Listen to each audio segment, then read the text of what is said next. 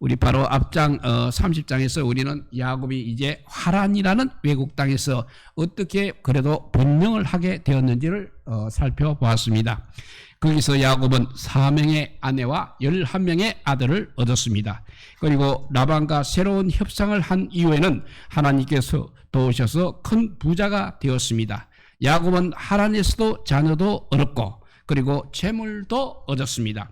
하나님께서 그냥 그대로 두셨다면 야곱은 하란에 남아서 그야말로 잘 먹고 잘 살았을 것입니다.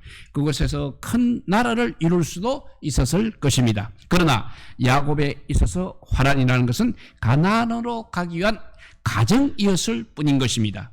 야곱이 가야 할 최종 목적지는 하나님께서 약속하신 가나안 땅이었습니다. 오늘 보면은 야곱이 어떻게 해서 하란을 떠나 이제 가나안으로 돌아가게 되었는지를 설명하고 있습니다. 자기 할아버지 아브라함이 하란을 떠나 가나안 땅으로 떠났던 것처럼 또한 자기 어머니 리브가가 하란을 떠났던 것처럼 야곱도 이제 하란을 떠나고 있는 것입니다. 그러나 사항은 전혀 달랐습니다. 아브라함과 리브가는 그래도 아주 평화롭게 하란을 떠났습니다. 그렇지만 야곱은 매우 위험한 상황 속에서 하란을 떠났던 것입니다. 잘못하면 하란을 떠나기는커녕 자기는 물론이고 자기 가족의 목숨이 위태로울 수도 있었다는 것입니다. 야곱에게 있어서 하란에서의 탈출은 그야말로 목숨을 건 탈출이었습니다. 이 때문에 이 출하란은 나중에 이스라엘이 경험했던 출애굽을 이렇게 미리 보여주는 것이라고도 할 수 있는 것입니다. 우리는 야곱이 나중에 이스라엘이란 이름을 갖게 되는 것을 기억할 필요가 있는 것입니다.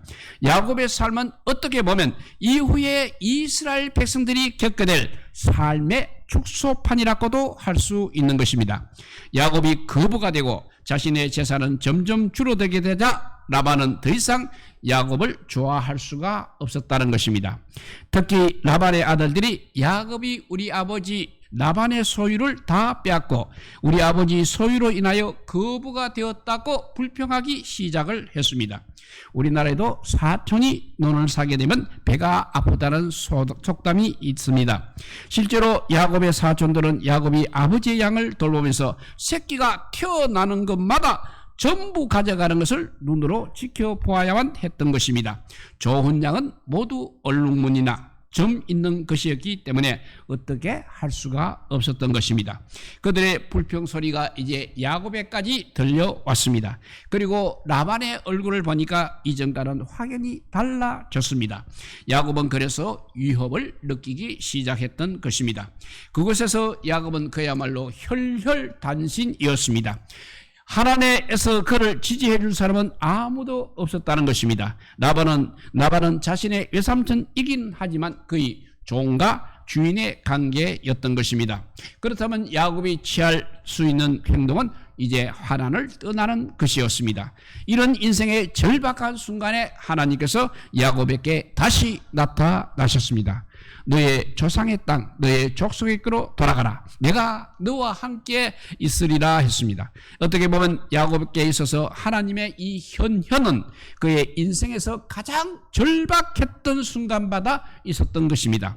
하란으로 떠날 때 베델에서 나타나셨습니다. 또 이제 거꾸로 하란을 떠날 때도 나타나셨습니다. 나중에 이제 또 에스를 만나기 전에 야복강에서도 나타나셨습니다. 여호와의 말씀은 이제 두 분으로 구성되어 있는 것입니다. 하나는 가라는 명령이고 다른 하나는 이제 임마누엘의 약속이 있었습니다. 야곱이 하란을 떠나게 된 결정적인 원인은 바로 이 하나님의 약속이었던 것입니다. 그러나 야곱이 라반을 떠나는 것은 그야말로 쉬운 일이 아니었습니다. 만약 옛날 형 에서로부터 도망했을 때처럼 자기 혼자였다면 야곱은 언제든지 라반으로부터 도망칠 수 있었을 것입니다.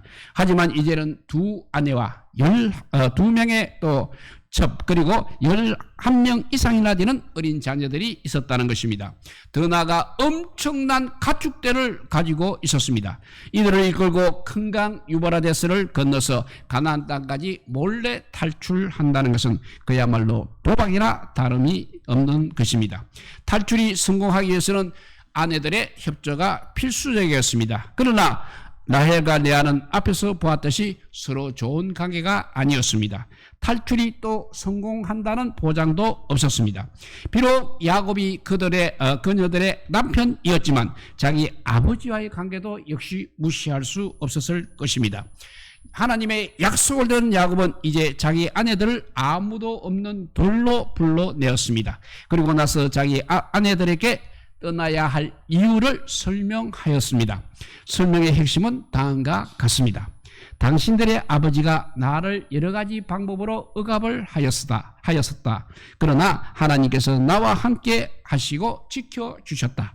내가 열심히 당신들의 아버지를 섬겼다. 그러나 당신들의 아버지는 품삯을 10번이나 변경하였다. 그러나 하나님께서 나를 해치지 못하게 하셨다. 점이 있는 나의 삭시 되리라고 하면 온 양떼에 낳은 것이 점 있는 것이 되었다. 얼룩무늬 있는 것이 나의 삭이 되리라고 하면 온 양떼에 낳은 것이 얼룩무늬 있는 것이 되었다. 하나님께서 이와 같이 아버지의 짐승을 빼앗아 나에게 주셨느니라 했습니다. 라반의 아들들은 야곱이 그냥 자기 아버지의 소유를 다 빼앗았다고 말했습니다. 그런데 어떻게 보면 그 말도 일리는 있지만 사실은 하나님께서 빼앗아서 야곱에게 주신 것입니다. 그리고 야곱은 이것을 라반에 대한 하나님의 심판으로 이해하고 있었던 것입니다. 12절에 보니까 라반이 너에게 행한 모든 것을 내가 보았노라 했습니다. 여기서 우리는 중요한 교리 하나를 알 수가 있는 것입니다. 하나님께서 자기 백성들이 악인들에게 당하는 모든 고통을 반드시 보고 계신다는 사실입니다. 그러나 하나님께서는 즉각적으로 개입하시지는 않으시고 그냥 지켜보고만 있었습니다. 그 이유가 무엇이겠습니까? 만약 하나님이 처음부터 야곱에게 라반의 모든 양을 빼앗아 주었다면 어떻게 되었겠습니까? 야곱은 고생하지도 않아도 되었습니다. 그리고 하나님의 복을 처음부터 누리면서 행복하게 살았을지도 모릅니다. 그러나 그렇게 되면 라반에 대한 하나님의 심판이 설명이 되지 않는 것입니다. 라반은 그에게 제대로 된 삭을 주지 않으려고 하였습니다. 그런데 하나님께서 때가 되어서 그의 모든 소유를 빼앗아 야곱에게 준 것입니다. 이 말을 들은 라헬과 레아가 말을 합니다. 우리 아버지가 우리를 팔았다. 그리고 우리의 돈을 다 먹었다. 하나님께서 우리 아버지에게 취하신 재물은 우리와 우리의 자식의 것이다 라고 말했습니다. 여기서 라반의 아들들과 라반의 딸들이 전혀 다른 견해를 가지고 있는 것을 보게 되는 것입니다.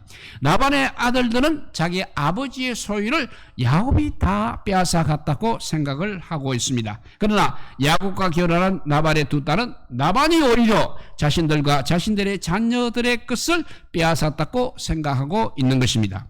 하나님께서 행한 일에 대해서 동일한 아버지의 아들과 딸이 이렇게 전혀 달리 이렇게 해석하고 있는 것입니다.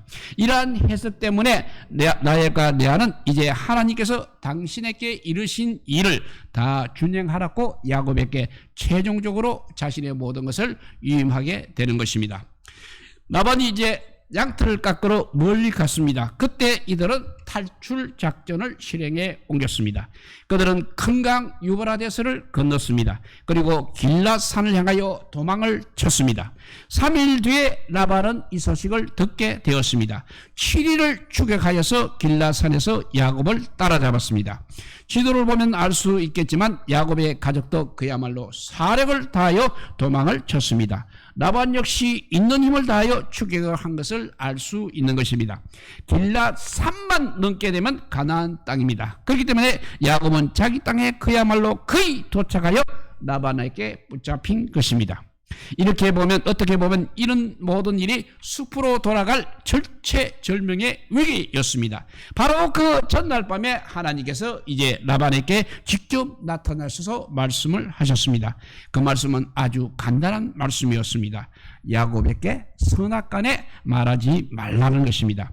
만약 하나님께서 라반에게 나타나지 않았다면 야곱은 라반에게 잡혀서 목숨을 유지할 수 없었을 것입니다. 어떻게 보면 하나님께서는 야곱이 가장 절박한 순간마다 도움이 되신 것입니다. 야곱이 라반을 붙잡았을 때 그 심정이 어떠했겠습니까? 자기가 이때까지 한 모든 것이 이제 숲으로 돌아갈지도 모르는 상황이었습니다. 비록 하나님께서 라반에게 야곱에게는 선악간 말하지 말라고는 하였으나 라반은 야곱에게 두 가지를 따지고 물었던 것입니다. 왜 내 딸들을 납치한 것처럼 몰래 데리고 가는가? 내가 너를 기쁘게 환송할 수 있었을 텐데 너는 나를 속이고 심지어 손자들에게 작별 인사도 못하게 떠났는가? 그리고 그런 것은 참으로 어리석은 일을 했다고 말합니다. 사실 이 말은 어떤 면에서는 거짓말인 것입니다. 하나님께서 그 전날 밤에 나타나지 않으셨다면 라반은 그와 같은 친절한 말은 결코 하지 않았을 것입니다. 실제로 이 질문에 대해서 야곱은 당신이 딸들을 억지로 빼앗을까 보아 두려워했기 때문에 그렇게 했다고 대답을 하고 있습니다. 라반의 두 번째 질문은 바로 드라빔에 대한 것이었습니다. 라반은 야곱이 드라빔을 도둑질했다고 생각하였습니다. 그래서 질문을 하였습니다. 아버지 집이 좋아서 다시 돌아가는 것은 너무나 당연하지만 왜 나의 신을 도둑질하였는가 했습니다. 야곱은 여기에 대해서 드라빔을 찾게 되면 그것을 가진 사람은 살지 못할 것이고 외삼촌의 것이 발견되면 무엇이든지 다 돌려주겠다고 말하고 있습니다. 야곱은 물론 자신의 결백을 믿고 그렇게 말한 것입니다. 라반은 분명히 야곱이 가져갈 것이라고 확신을 하고 야곱의 물건을 샅샅이 뒤지기 시작했습니다. 하나님께서는 라반에게 분명히 야곱에게 선악간 말을 하지 말라고 하셨습니다. 그런데 그 명령을 지금 어기고 있는 것입니다. 라반은 결국 드라빔을 찾지 못하였습니다. 그리고 라반은 야곱으로부터 엄청난 책망을 들어야 했던 것입니다. 이 드라빔 사건은 야곱이 하란을 떠나는 사건에서 아주 이상한 사건인 것입니다. 야곱이 탈출할 때 야곱이 결코 의도하지 않은 일이 일어난 것입니다. 라헬이 그 남편 모에게 자기 아버지 드라빔을 훔쳐서 나온 것입니다. 드라빔이 정확하게 무엇인지 우리는 잘 알 수는 없습니다. 그러나 확실한 것은 그것이 바로 그들의 가족을 지키는 수호신이었다는 것과 대단히 가치 있는 물건이었으며 결코 다른 사람이 손을 대서는 안 되는 그런 물건이었다는 것입니다. 이것이 라반이 드라빔 때문에 경노하였다는 것을 보면 알 수 있는 것입니다. 라헬이 왜 이것을 가졌는지 성경에는 자세히 설명이 없습니다. 그러니 우리가 잘 알 수는 없습니다. 그러나 다음과 같이는 추측할 수 있을 것입니다. 어려서부터 라헬은 여호와 하나님을 섬긴 사람이 아니었습니다. 비록 야곱과 결혼을 했습니다만 심지어 기도를 통해서 자녀까지 얻기도 했지만 이전에 섬겼던 그 신을 라헬은 완전히 버린 것은 아니라는 것입니다. 또 라헬은 아마도 드라빔을 가져가게 되면 그것이 자신을 지켜줄 것이라고 생각을 했던 것 같습니다. 그 당시 사람들의 신과는 기본적으로 다신교였습니다. 그러니까 좋은 신은 많으면 많을수록 좋다고 그렇게 생각하던 시기였습니다. 드라빔 사건은 출애굽 이후 이스라엘이 금송아지 섬긴 것과 유사한 사건이라고 말할 수 있는 것입니다. 이 드라빔과 들어서 여러 가지 이방신들과 문화와 간섭이 야곱의 집안에 들어왔습니다. 그래서 35장에 보면 야곱이 자기 집안을 개혁하는 장면이 나오고 있습니다. 그때 자기 집에 있는 모든 이방신을 없애고 의복을 바꾸라고 명령을 하였습니다. 이것을 보았을 때 야곱의 식구들도 역시 상당 기간 동안 이방신을 섬기는 습관에서 완전히는 벗어나지 못했다는 것을 알 수 있는 것입니다. 드라빔 사건은 이것을 읽는 우리 독자들로 하여금 혼동을 주고 있습니다. 라헬은 아버지 것을 훔쳤습니다. 누가 봐도 잘못한 일인 것입니다. 더구나 라헬은 자기 목숨을 위해서 몸이 아팠다고 또 거짓말을 하고 있었습니다. 그 거짓말도 역시 성공을 하였습니다. 그 결과 목숨은 건질 수 있었습니다. 이것을 보면서도 하나님의 자녀들도 필요하게 되면 남의 것을 훔쳐도 되고 들킬 위험이 있으면 거짓말까지 해도 하나님께서 보호하여 주시는구나 하고 생각해서는 안 된다는 것입니다. 우리는 이와 유사한 사건을 창세기에서 많이 접하고 있습니다. 아브라함이 애굽에 들어갔을 때 자기 아내 사라를 누이라고 거짓말을 했습니다. 또 그랄에 갔을 때도 자기 누이라고 했습니다. 그리고 야곱의 아버지 이삭도 마찬가지 였습니다. 리브가를 자기 누이라고 하였습니다. 그러나 하나님께서는 이상하게도 거짓말을 한 아브라함이나 이삭에게 벌을 내리시는 것이 아니라 오히려 애굽 왕이나 그랄 왕에게 벌을 내리셨던 것입니다. 하나님께서 우리의 일반 도덕적 법규와 달리 이렇게 행동하신 것은 그렇게 하신 이유가 있었기 때문입니다. 하나님께서 그들의 거짓말을 벌하는 것보다 더 중요한 일이 있었다는 것입니다. 그것이 바로 약속의 실을 보호하는 것이었습니다. 사라와 리브가는 다 약속의 실을 잉태할 여인들이었습니다. 그 여인들이 다른 나라의 왕에게 빼앗기면 어떻게 되겠습니까? 바로 그 이유 때문에 하나님께서는 직접 개입하셔서 남편에게도 보호받지 못하던 그 여인들을 건지신 것입니다. 만약 이번 경우에는 야곱이 아니라 라헬이 자신의 목숨을 건지기 위해서 거짓말을 했습니다. 만약 그 거짓말이 드러나게 되면 목숨을 부지할 수 없었을 것입니다. 그러나 나발은 라헬의 거짓말에 속아서 드라빔을 찾지 못하고 오히려 야곱에게서 자신을 믿지 못했다고 책망의 말을 들어야 했습니다. 라반이 드라빔을 찾지 못한 것이 과연 라헬이 똑똑해서 그렇게 했는 것은 똑똑해서 그렇지는 않는 것입니다. 비록 성경이 이 부분에 대해서 설명하고 있지는 않습니다. 그렇지만 하나님께서 보이지 않는 손길로 라헬을 보호하셨다는 것을 하셨다고 그렇게 보아야 할 것입니다. 그렇다면 우리 하나님께서는 왜 8계명과 9계명을 어긴 라헬을 보호하셨겠습니까? 그것은 바로 라헬을 통해서 이제는 12지파를 이루려고 하시는 하나님의 계획이 아직 성취되지 않았기 때문에 그렇습니다. 아직 야곱에게는 아들이 11명만 있을 뿐인 것입니다. 12지파가 되기 위해서는 이제 한 명의 아들이 더 있어야 했던 것입니다. 바로 이 때문에 하나님께서는 라헬을 보호하여 주신 것입니다. 즉 라헬이 보호를 받은 것은 자기가 똑똑해서가 아니라는 것입니다. 우리는 이것을 35장을 통해서 잘 알 수 있습니다. 라헬은 마지막 아들 베냐민을 낳으면서 결국 죽고 마는 것입니다. 라헬은 자신이 이 세상에서 자신이 해야 할 일을 다 한 것입니다. 그리고 자기가 한 거짓말에 대한 벌을 그때에서야 받은 것이라고 할 수 있는 것입니다. 라헬은 죽기 전에 자신의 행한 일을 아마 야곱에게 이야기했을 것입니다. 만약 이 일을 자기 혼자만 간직하고 있었다면 우리는 결코 이 일을 알 수 없었을 것입니다. 야곱이 그 얘기를 들었을 때 과연 어떤 생각이 들었겠습니까? 첫째는 정말 다행이었다는 생각이 들었을 것입니다.